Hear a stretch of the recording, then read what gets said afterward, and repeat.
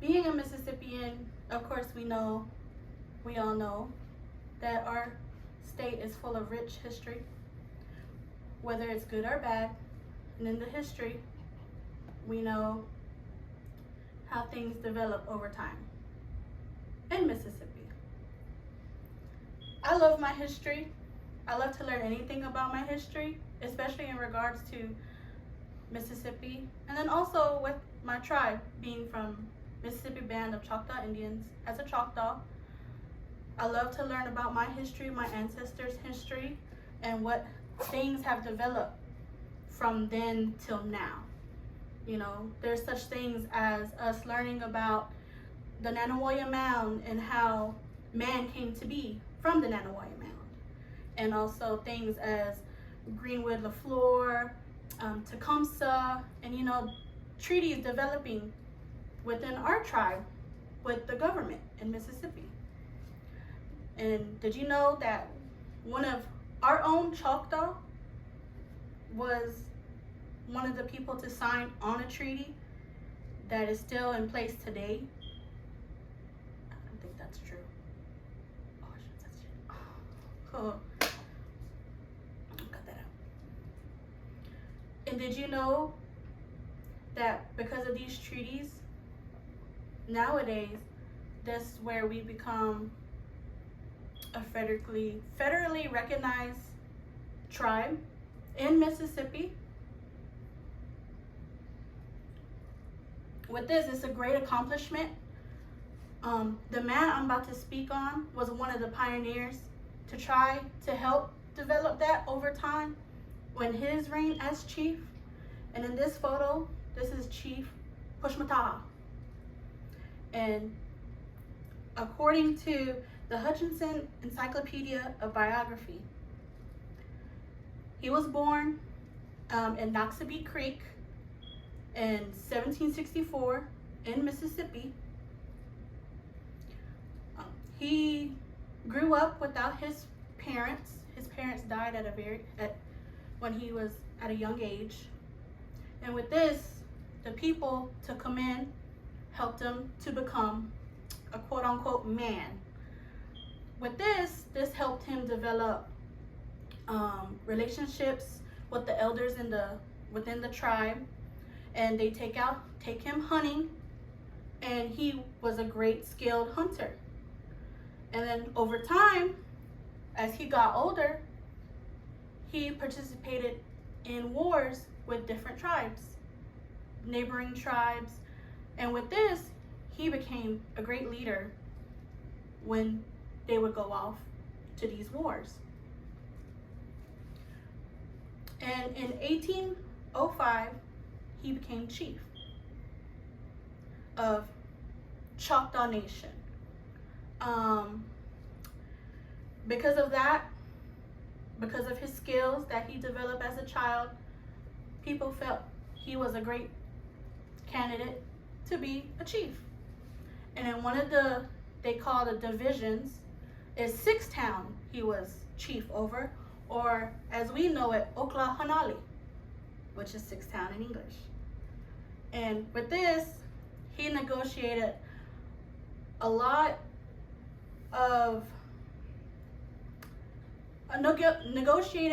with the government, not Mississippi, but the U.S. government, meaning he was trying to develop a relationship as much as to help his people in the upcoming years. And nextly, I want to talk about the treaties that he helped sign, because they're very historical treaties within Native history.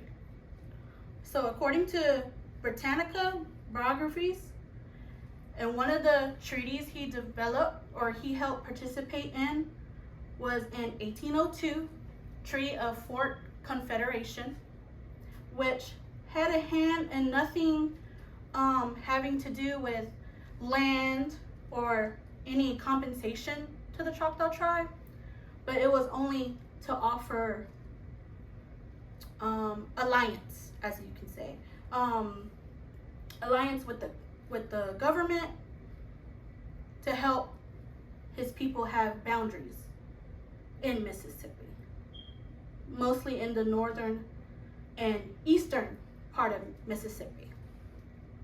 Next, in 1812, he helped sign the Treaty of Mount Dexter, which did, in fact, give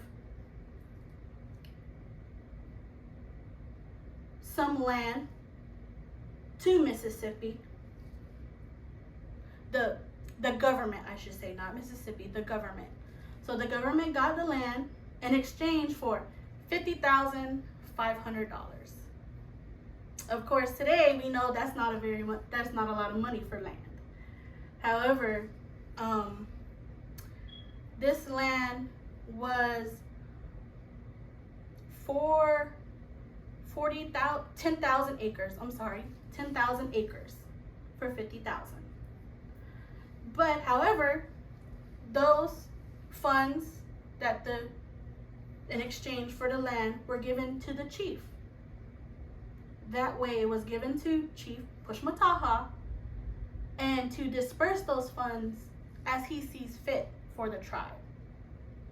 And then also another, in 1816, there was a treaty of Fort St. Stephen's, which he signed, that gave more land in Mississippi to the government, to the United States government.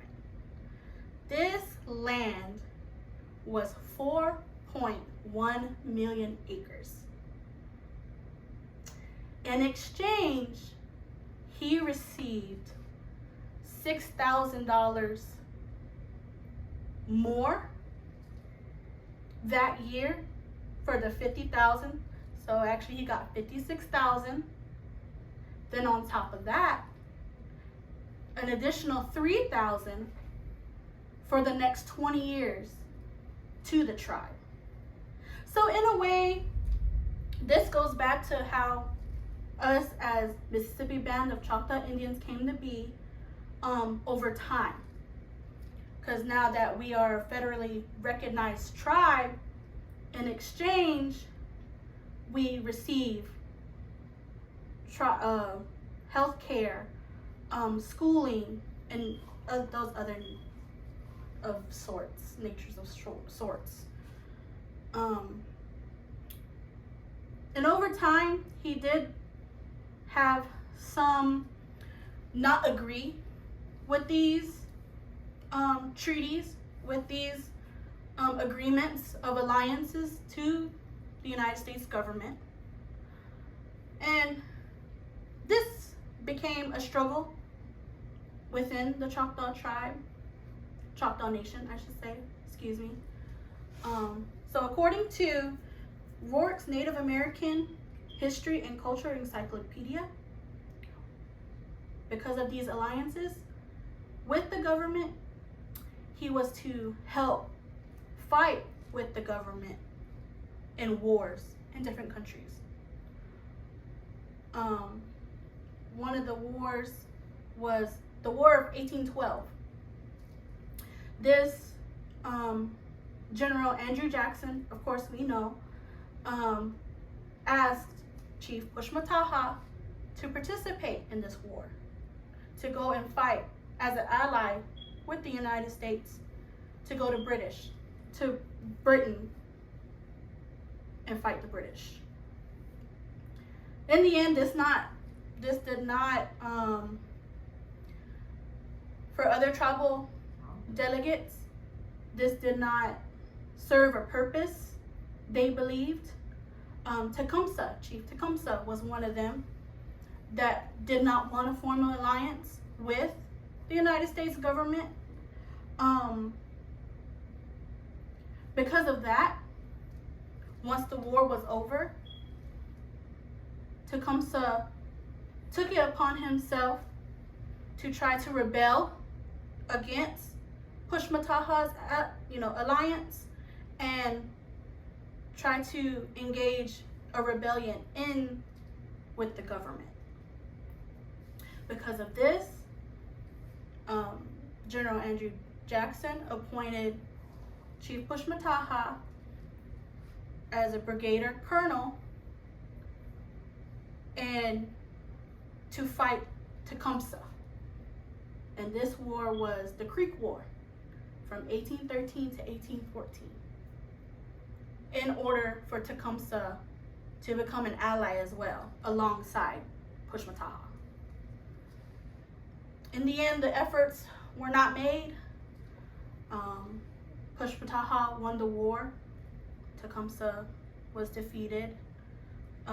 They lost 5,000 Choctaw people throughout this war.